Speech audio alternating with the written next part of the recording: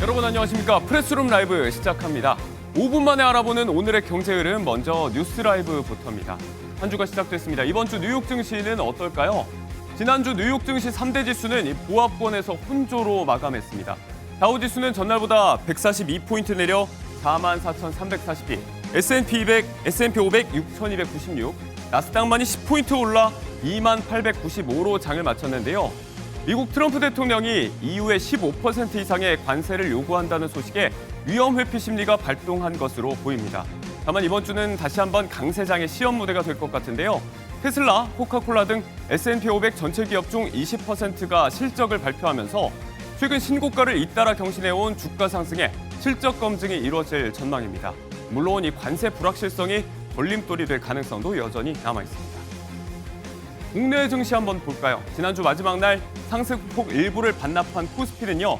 3,191 상승으로 출발해서 현재 3,201, 장중 3,200을 다시 탈환하면서 순항하고 있습니다.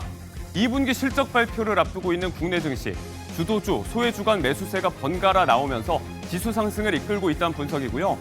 819로 출발했던 코스닥은 약보합세가 이어집니다. 최신 기준 818 나타내고 있습니다.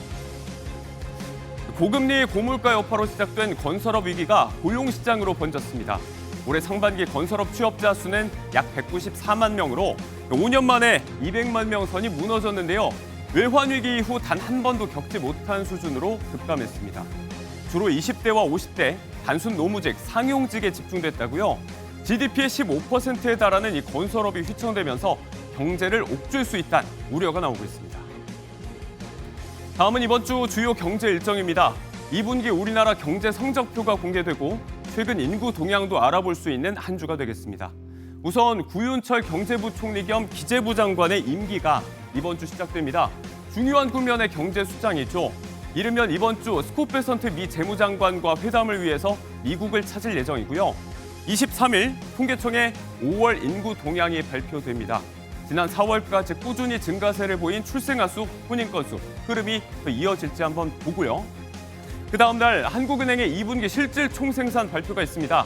지난 분기에는 마이너스 0.2% 역성장이었죠. 지난 5월 발표한 경제 전망에서는 0.5% 성장을 예상했는데 정말 좀 나아졌을지 확인할 수 있겠습니다. 이웃나라 선거 얘기도 한번 해볼까요? 20일 진행된 일본 참의원 선거에서 여당이 패배했습니다. 이게 어떤 의미냐면요. 정체돼 왔던 미국과 일본의 관세 협상이 더 어려워졌다는 겁니다.